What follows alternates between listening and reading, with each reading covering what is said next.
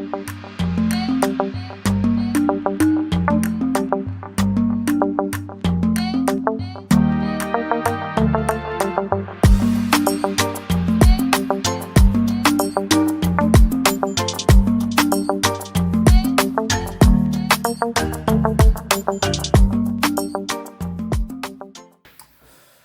everyone, welcome back to the King's Court. It's your boy APL. Hope you're well. We're back and we're better. So we're back with UFC 268. Kamara Usman versus Covington 2. Whew, what a card we have. What a card. Can't wait for it. I cannot wait for it. It's just going to be carnage and chaos and violence and whatever else you like from a UFC pay-per-view event. So we're going to be breaking down the fights. Not breaking down really. We're going to be predicting the fights in the view of a casual fan. Yes, it's your guy Mardy here from the King's Court. I am so hyped for this fight, this UFC 268 card. Madison Square Garden, the second of two numbered UFC events in 2 weeks. Ugh, that's disgusting. Love that. But this one it means something extra. 2 title fights on the line. We've got Kamara, the Nigerian nightmare Usman. Come on, Naija, no, they carry last. Versus Colby K. Covington. This is a rematch that has been anticipated for time, and I'm absolutely stoked to see it.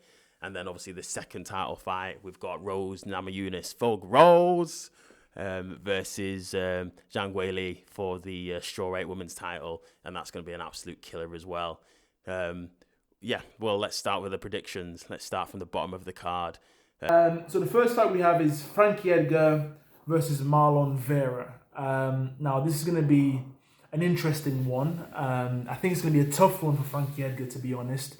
I think Marlon would have learned from the Aldo fight. And I just think he probably will have too much for Frankie Edgar. I think Frankie's, he's done well. I don't have his record in front of me here, but I just think this one will be a tough one for him to win. So I'm picking and riding with Marlon Vera on this one, to be honest. And I think that the bookies have got it the same way as well. So first, we've got a bantamweight fight between Frankie Edgar and Marlon Chito Vera. It all depends really on what Frankie Edgar shows up to this fight. I love Frankie. He's a legend of the game. He's come off a horrible knockout by Corey Sandhagen.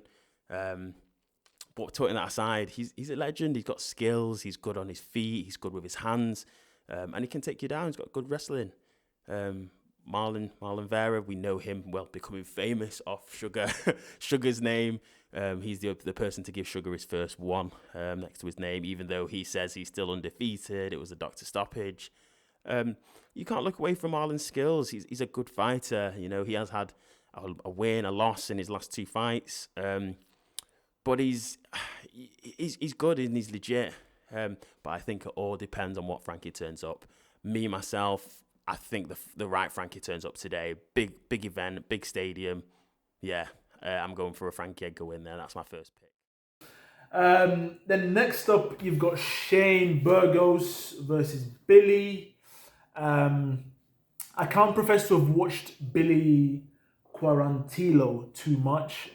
Sorry, Billy, if that's how you pronounce it, but I can't profess to have watched him too much. But Shane Burgos, on the other hand, I've watched a couple of times, and he's good. He's good. It's the featherweight division.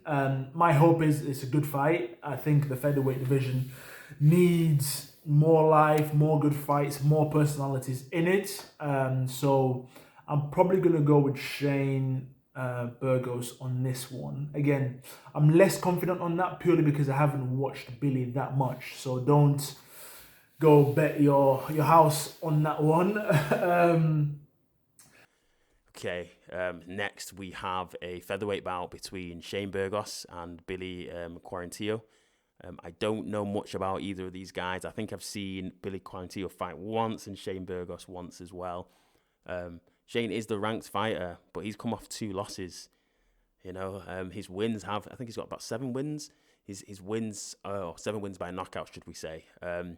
And Billy Quarantillo, his wins have also come out by knockouts as well. So it's going to be a hard one. I think I would have given it to Shane, but those 2 losses he's come out of, he's fighting for his life, and really sometimes when you back a dog into a corner, he might bite you. So maybe Shane, but actually I'm going to go for Billy Quarantillo here. I think he's going to take his number, and I think it's going to be a long night for Shane. So yeah, that's my second pick. Next up, whoo, the big boys, the big boys. Justin Gaethje and Michael Chandler. What a fight this is going to be. I can't wait just to see them in the cage together. Just see how it plays out, how the first 10, 15, 20 seconds play out. Because it's one of those fights that can end in 10 seconds, or it can go the full 5 round and be a fight of the year contender type of fight. So tune in. That's all I can say. Just tune into this one, and don't blink, because you may miss it. So Gaichy hasn't been in action, I believe, since the Khabib loss, which is I think maybe it's approaching a year or so now, right? I think maybe it's in October 2020.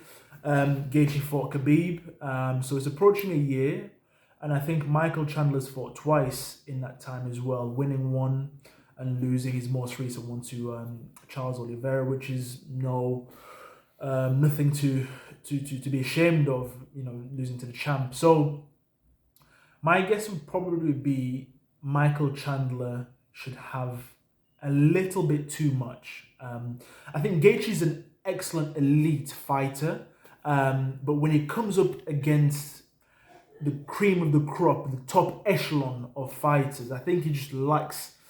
I don't know, he lacks something in there. He can beat the rest, but when it comes to the very top of the weight class, I think he just lacks something. And I think Michael Chandler's experience of title fights and big fights, if he uses his head and if he's cool and calm, I think he should have too much for Gaethje, I think. And on top of that as well, the fact he's been more active just isn't in his favour, really. I think in the UFC, 6 months is a long time to be out, let alone a year. And so things move so quickly, things will evolve so quickly, new techniques, people improve, as the months go by. So yeah, I think the mixture of Chandler's big game experience as well as the fact he's been more active should be a little bit too much for Gaethje in this one. So I'm going Michael Chandler for this. Okay, next, the fun starts, and this is probably my favourite fight of the whole card. We've got the first of 3 Trevor Whitman fights. This is UFC Whitman, that's what it should be called. We've got Justin Gaethje versus Michael Chandler, and this is lightweight bout. I'm absolutely stoked for this one as well. Basically, it's hands up, not even hands up, hands down, batting on your mouthpiece. Let's brawl. This is what basically both of these guys have been saying in the countdowns, in the press conferences beforehand. They bang. These guys, they're wrestlers. They're both all-American wrestlers. They both strike. They both love to strike, and they've got power in their hands. Justin, has he come off? It was his last fight. No. I don't know if his last fight was against Khabib, actually, where he lost. But Chandler, his last fight was his title shot where he lost against... what's his name? The champion, Charles Oliveira, which I believe he's probably one of the most underrated fighters in the UFC now, but we'll save that for a different day.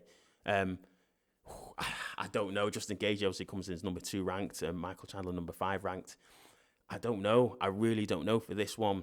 I would like to say Justin Gaethje's fight camp, or his camp in general, is probably more established. He's got Trevor Whitman in his corner, but I think all of that goes out the window once you get punched in the face, especially if you're Justin Gaethje, and really he just loves to bang, he loves to fight. It's going to be tough for either of them. It's going to be tough. But you know what? I'm going to go for Michael Chandler here. I think Michael Chandler finishes him. I really do. We see Michael Chandler's chin is not great, as Charles Oliveira finished him with a left hook, and Charles Oliveira is not known for his striking, but I don't know. I just got a feeling that Michael Chandler will pull through, and I think he'll get the W next to his name. That's it. No more on that one. And then you've got Thug Rose, against Zhang Wei Lee. So the first fight was, I don't even think you can pick anything from it, from the first fight, really. It was a case of Rose established a leg kick, and then she faked to throw a leg kick, and ended up catching Wei Lee on the way in. Wei Lee wasn't prepared for it. The impact of the kick knocks her down, and the punches take her out. I don't think it showed that Rose was better than Zhang Wei Lee. So it's a tough one, this one. It's a really, really, really tough one. They're both extremely talented athletes. I'm probably going to ride with Rose on this one. I think the fact that she's already had a first stint holding the title, and she's lost it and learned from it, and knows what it means to be a champion and the mindset you have to have. I think she'll probably be better suited for this rematch. And I just think Zhang Wei Lee's, her approach to things just isn't right for me. I don't know. It just doesn't. It's not. She's changed camps. She's in the US now. She's no longer in China. I'm going to go with Rose on this one. I'm going to go with Rose. I'm probably going to go with Rose via submission. Bold statement about, I'm going to go with Rose via submission. Thug Rose.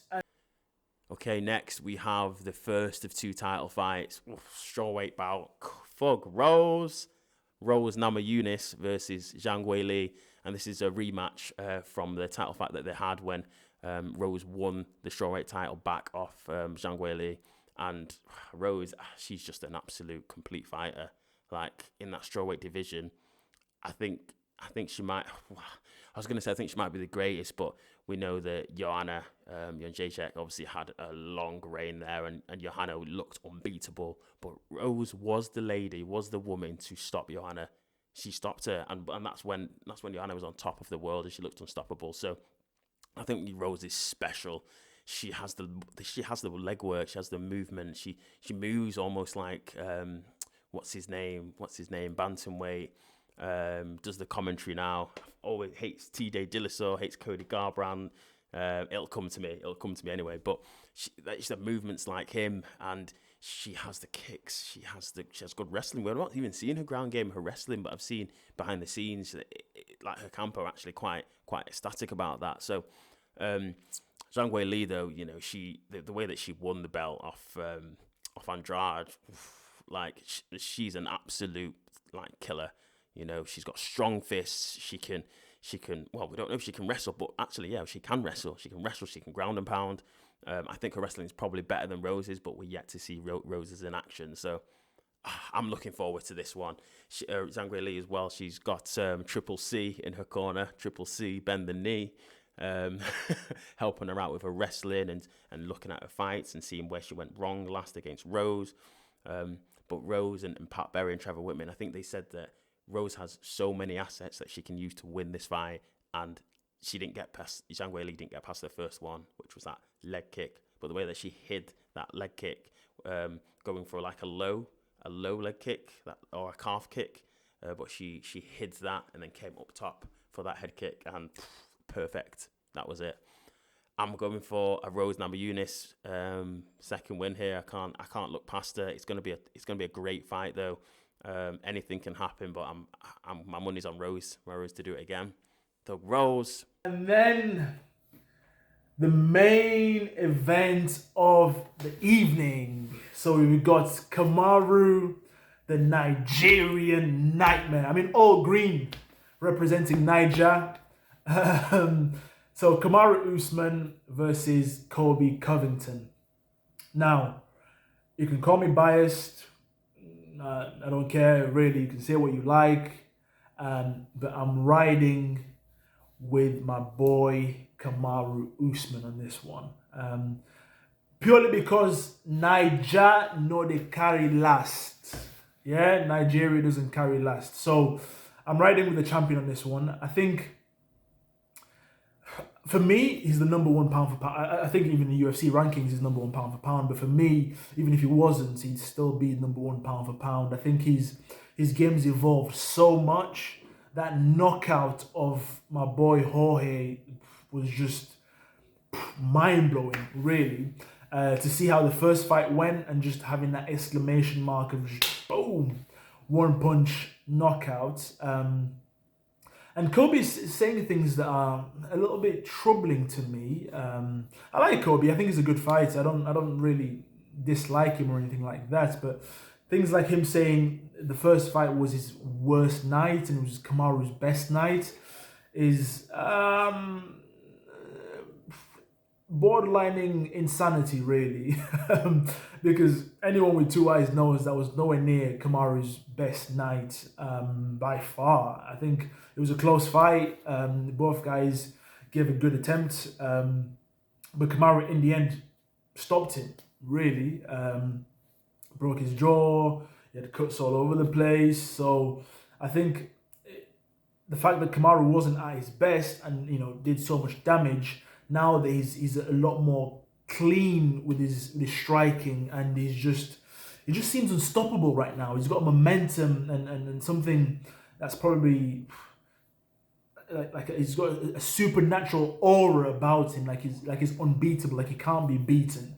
And it would take a monumental effort to stop him. And I think if Kobe was to win on Saturday, it would be one of those moments where were you type of moment, because Usman now has that type of aura around him, that aura of invincibility, and I think he probably stops him quicker this time. I'll probably go with a stoppage, round 2 stoppage, Kamaru. Okay, and next we get to the main fight. The headlining fight is the Nigerian Nightmare Kamaru Usman versus Colby Chaos Covington. And I love this fight. Colby has hyped this up to the mountaintop.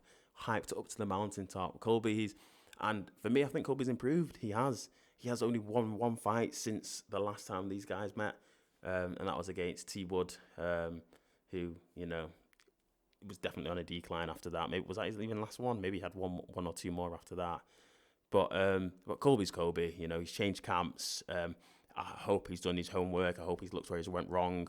But he was the last fighter to take Kamaru Usman to deep waters. Like, really and truly, the first Masvidal fight with Kamaru Usman, you thought, oh, okay, it was quite tight, but Kamaru wasn't impressive. I think Kamaru was impressive in that first fight. I think they were both impressive in the first fight with Colby.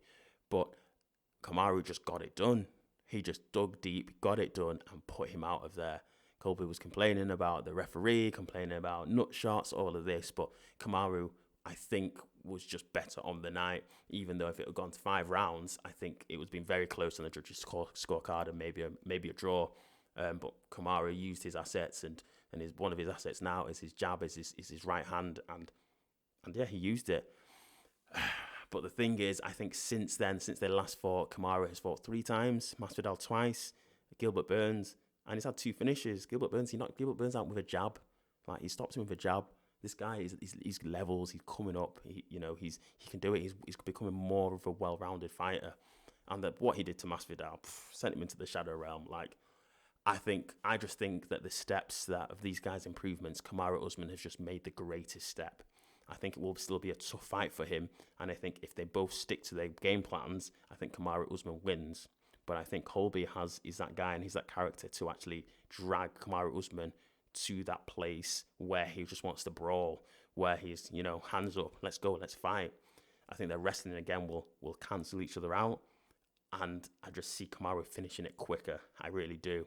But there's going to be some adversity for him. Colby's going to hit him with shots. Colby's going to hurt him. He might even rock him. If I were Colby, I would probably try to incorporate some wrestling. I think Colby was like a Division 1 wrestler. Kamara was a Division 2 wrestler in America. I don't quote me on that, but I think that's the case. I just see a Kamaru Usman finish. I really do. And lapping the division.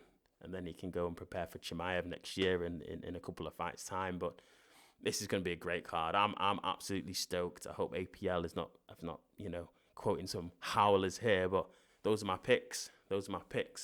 Let's go. I've been your guy Mardy, King's Court. But nonetheless, I think the card is stacked. I think it's full of amazing fights. I think it's full of unbelievable, unpredictable fights. Although I've gone with my predictions with Kamara, with Thug Rose, with Marlon Vera, with Shane Burgos, and Michael Chandler, those can all switch places. So it's going to be a good night, and can't wait to see it. So see you next time. Until next time, court is adjourned. Ciao.